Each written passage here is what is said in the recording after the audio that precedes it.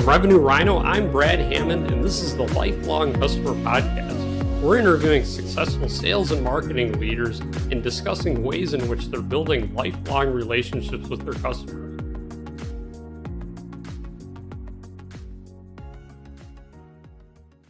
Welcome to the LifeLong Customer Podcast. I'm your host, Brad Hammond. Today I have Andrew Weiss from Battle Brothers Shaving Company, and nice to have you, Andrew. Hey, thanks, Brad. I'm really excited to be here and share my passion and what we're doing. Yeah, thanks so much for joining. You were telling me a bit about your story and how you came to found Battle Brothers. I'd love for the audience to hear more about you and the story behind how you created this company. Sure. It's like my favorite part of Battle Brothers. So it all started back in 2010 when I'm on my first deployment to Iraq. I was a Black Hawk helicopter crew chief for medical evacuation. And so think of that like a flying ambulance. And I sat in the back with a combat medic, and we just kept people alive doing missions and bringing people to high level of care, very much an ambulance in the sky. And so while I am serving over there and at a forward operating base, I had the senior sergeant, Kerry Adkins, who was a mentor of mine. And he had this old school razor that I made fun of him for weeks. I loved to tease him about it because it was just so different. And one day he said, "You should try this." And so he showed me how to make a thick lather using a Badger brush. He showed me how to use a razor so not to cut myself. And I gotta tell you, Brad, it was the best shave I've ever had in my life.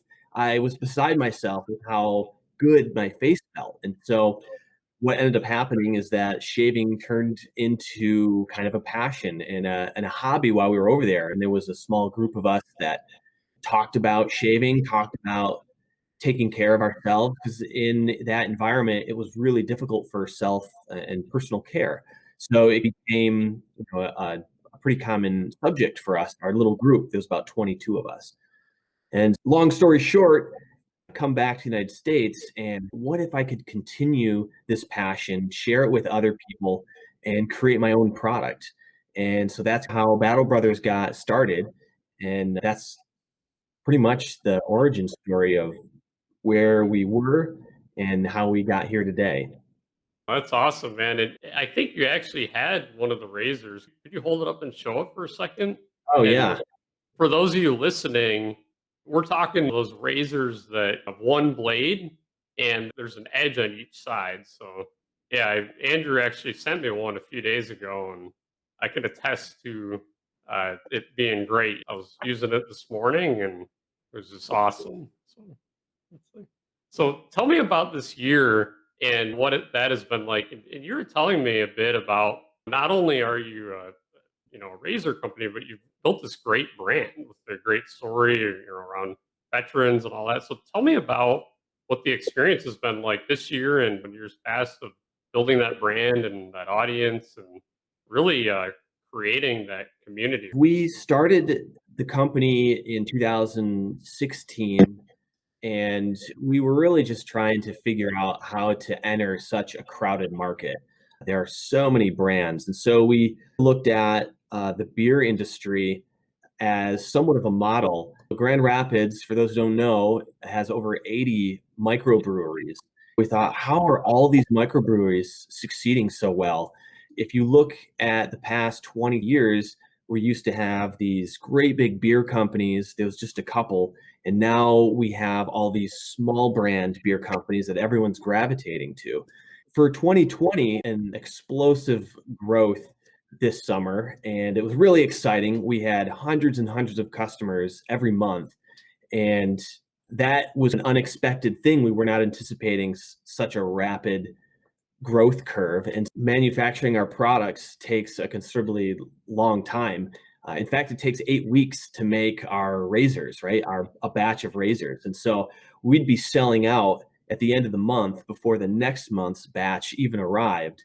So it was a really exciting and stressful time learning how to scale our manufacturing, scale our supply chain, our customer support and shipping, and our warehouse. So it was definitely an exciting year for us.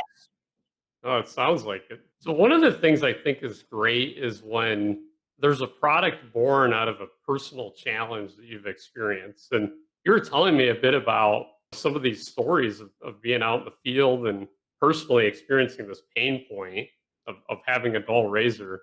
I- I'd love to hear those stories. My second deployment to Afghanistan, I was at a forward operating base. It was quite small, and I was there for a couple months. And all of a sudden, all our supplies were cut off to the base. So we were eating field rations for weeks.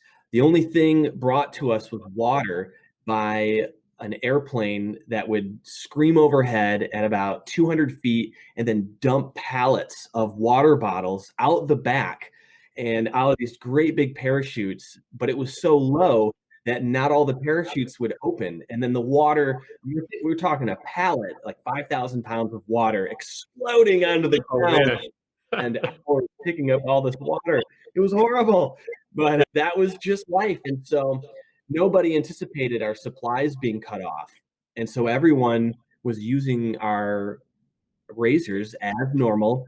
But then week 6, week 7, week 8, week 9, and we still are using the last razor that we all were holding on to.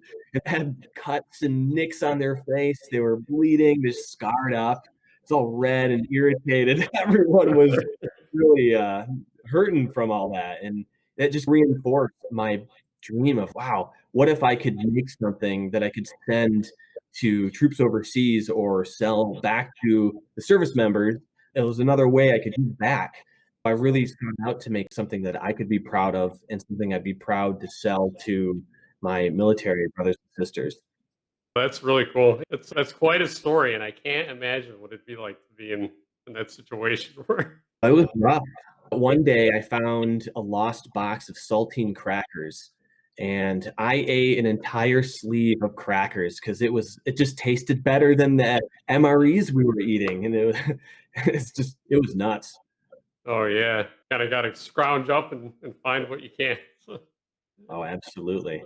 Was it later on that your sergeant introduced you to the razors? Yeah, it was all the same exact time. It was all happening in parallel as my passion was growing. I would talk anyone I could talk to in the military. I would share this new way, this old way of shaving, this better way of shaving. Every bathroom latrine I was in, there might be 15 or 20 mirrors with guys shaving, and I had this sham wow like commercial with a demo, and I would just give like razors to people so they could try it because at this point I had 5 or 6 or 7 razors. I don't even remember. I just started collecting them from all over the world. So I probably got 50 or 60 strangers to go, all right, I'll go buy one. And I wasn't selling anything at the time. I was just selling this concept of a better way to shave. And every single one of them came back to me or found me and said, you're right, this was great. I love it. It's so awesome. So that was a critical moment for me. Oh, there's this old school way of shaving. It turns out it's a better way to shave. It's healthier for your skin. It's cheaper. The blades are recyclable. A lot of these razors are 30, 50, $100 up front, but you're actually going to be spending more money when you buy cartridge razors. So you're buying a lower quality razor, you're spending more money over time, and it's just a cheap product. So double-edged shaving's advantage is it's going to be cheaper in the long run, but you have a higher upfront cost. So when it comes to the cost advantage, it's really a no-brainer for double-edged razors. Now we're brainwashed in a way with marketing from these huge conglomerate companies that, hey, you need 5, 6, 7 razors, and you really don't. Those razors are designed where the first blade pulls your hair, the second blade hacks it. So if you have 5 razor blades on it, you're getting this pull hack sequence and you're just irritating your skin so much. And a lot of guys get ingrown hairs from it, right? So one of the ways you can get that is with when this razor pulls your hair and hacks. It's Mhm. not different than when you take a ribbon with scissors and strip it to make the ribbon curl. And so that hair now is stripped and curled and it will grow back into your skin, creating an infection. Double-edged razors prevent that considerably because you only have one blade that's much sharper and you feel great. Nice. That's really cool. It's much more than I knew about this. So it's cool to learn about Yeah, that. I know. I feel like I'm being Bill Nye about shaving a little bit on a surface level. Oh, that's awesome. So you have this amazing story of starting the company, and company's been growing. It's been doing really well. Tell me more about that experience of what it's been like to scale and build a brand, and some successes and some challenges you've had. Yeah, so this year has been exciting. Like I mentioned, we've had explosive growth in the summer, and then all the political ad campaigns kicked off. And one of my team members is an expert advertiser online for e-commerce, and he was telling me through his business relationships that he knows both campaigns ad spenders personally. And so he learned that between the both of them, the political ads took up 60% of all of the advertising space online.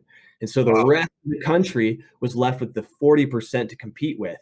And so advertising prices skyrocketed. And so we saw this explosive growth in the summer and then a great decline because of there's just less space for eyeballs to see our ads. And so that was a really interesting learning experience of how to deal with that, how to shift marketing priorities. My favorite thing with growing this company has been our customers. We have such amazing customers that share a passion for getting a higher quality shave. It really keeps me motivated when things get really tough. I think a lot of us are looking for the best quality razor, but really Battle Brothers is about the best quality of life.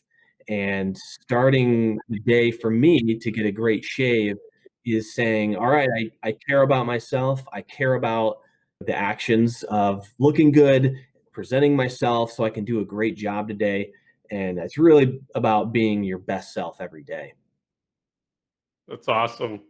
So tell me a bit more about the future of the brand, where you guys are headed, where you're going, what's on the docket for next year. Oh, this is my favorite thing to talk about. I love ideation, creation, product development. We have a whole bunch of products in the pipeline. We've got some beard oil coming. We're making a US made boar brush out of Chicago. It's going to be just incredible. I cannot wait for that to be released. It's going to have just mahoganies and walnuts. It's going to be awesome. And we're trying to make a badger brush, or excuse me, a boar brush here made in the United States. One of the problems we've had is as we're trying to grow and scale, we want to offer all of our products US made. However, we can't quite do that yet because there are just not manufacturers in the United States that make these products. In 2008, the majority of this industry went overseas because of just the costs it takes to make US products. And we couldn't compete with China and Pakistan and India. It was pennies to the dollar. So everyone went overseas. And so one of my main goals is to bring it all back. So what we're working on right now is another razor line made out of steel. Currently, the razor we offer is made out of aluminum, the same aluminum as the UH-60 Blackhawk, which I'm really excited about, a real personal product to me. We're also working on shampoos, conditioners, soaps, lotions. We've even experimented with mouthwash and toothpaste. We'd love to get into some retail, but right now I'm hyper focused on just purely e-commerce because it allows us to be really agile as a small brand as the markets are still shifting in 2020. We just want to be able to stay nimble with what's coming to us. Another thing I'm extremely excited about is Battle Sisters. We have an entire women's line planned that I can't wait to dive into. However, we're waiting to finish most of the men's products before we go into the women's line. Product development is extremely expensive and time consuming. And so we want to just kind of hyper focus on one gender and then we'll go to the other. And then we'll be able to offer a really awesome women's line of a similar brand messaging. I think there are good brands out there for women. Like, for example, Flamingo is the Dollar Shave Club style for women. But it's very pink and fluffy and floofy. And while there's, in and of itself, there's nothing wrong with that, having this pink brand. But I believe women are not fully being represented in the shave industry. Women are powerful, strong creatures that should have an equally strong and powerful brand to represent that. And that's kind of the idea behind Battle Sisters. We're not pink and fluffy because there are women CEOs and astronauts and firefighters. They should have a brand that represents that as well. That's very cool. You certainly have your plate full. You have a lot of stuff, it sounds like, coming up here. Yeah, I'm excited. I got a baby on the way. We've got new product on the way. We've Congrats. got just so many things. It's just life is exciting right now. That is fun. It- Oh, yeah. So, what advice would you give others that are maybe building a product or a brand or building these lifelong customer relationships? Obviously, you've built, quite a successful company and brand here. And for those that are doing the same, what advice would you give to them today? Yeah, great question. Great question. I would say start small. Matt, understand your product market in the industry you're in. Start small with manufacturing, with advertising, and then that will allow you to quickly make changes. When I look back in how I started Battle Brothers with the product variety that I had a lot more products, a lot more variety. I had so much money invested into inventory, it was a little lopsided. So I had too much money into inventory. All of a sudden, I didn't have any money to advertise with. It's like, oh, how am I going to sell this? So starting small will allow you to be agile. Also, build really good relationships with your manufacturers, your supply chain. That will be important, more of a long-term investment. But one of the best things that has been for Battle Brothers has been the team that I surround myself with. It's all about the people you surround yourself with. Iron sharpens iron. So hire people or work with people or partner with them that are smarter than you, that are niche focused. If you've got an advertising guru, then you have an advisor, someone that's older and wiser and more experienced, or they can be younger too. I have a guy that's younger than me that I consider an advisor who's started several businesses. And so one of the big successes for me as well is that once I was a little bit established, I just started calling CEOs of other veteran brands, big companies, and I'd call their secretary or I'd personally email them, be like, hey, I'm Andrew, this is what I'm doing. Can I have 15 minutes? And you'd be surprised how many people want to share their knowledge, mentor towards you. So I built a ton of relationships that way, which was really critical.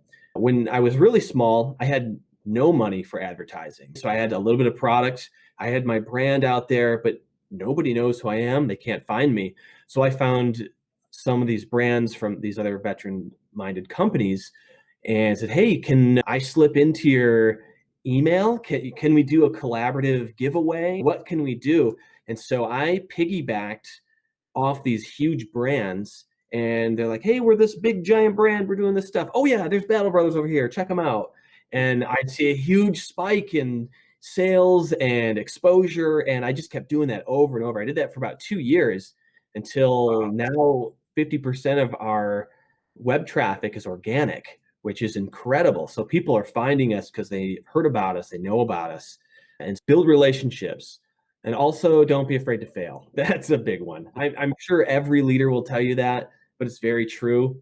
I think everyone struggles with the fear of failure a little bit, but you just got to know that if you do nothing, you're not going to go anywhere. And believe in yourself, believe in your idea, but also invite criticism and allow people to challenge your idea. Find people that might be more pessimistic and have them grill you. Can you stand up to what they're asking you without getting defensive? If you can do that, then you're going to be able to probably carve out some market share I for you. love it, man. It sounds to me like super guerrilla marketing style. Just get out Absolutely. there and do it. So I love that. Yeah, absolutely. Guerrilla marketing really was what made us successful. So here's a fun thing. Battle Brothers, the very first thing I did was I found this shaving forum called Badger and Blade. It's this internet web forum similar to Reddit, but it's just about shaving. They have thousands of topics, tens of thousands of conversations with over 100,000 people from around the world, and all they do is talk about shaving. It's remarkable. These guys are the most subject matter experts in shaving you'll ever find. There was one conversation where they would take a razor blade and they took all the different brands and they put them under microscopes and they wanted to measure the microns to see who had the sharpest blade. These Wow. guys are so hardcore. And so I reached out to them. I said, hey, this is what I'm doing. Here I am. Check out my product. I gave a bunch of product away for free. I got tons of great positive and negative feedback, a lot of negative feedback, but in a positive way where I had engineers drawing me schematics and outlines. And so we made continual improvements on that product. So every iteration of manufacturing was better and better until we were able to release our first US product, which was the Mark II, which is, in my personal opinion, damn near perfection when it comes to double-edged razor. That's awesome, man. Hey, thanks, Andrew, so much for coming on. And it was great to hear about your story and about the brand and the journey and the future and all that you have going on. So, really appreciate your time today. And thank you so much for joining the podcast. No, thank you, Brad. This was a ton of fun. I love sharing my passion, what I'm doing, and you gave me a wonderful opportunity to do that. So I'm incredibly grateful.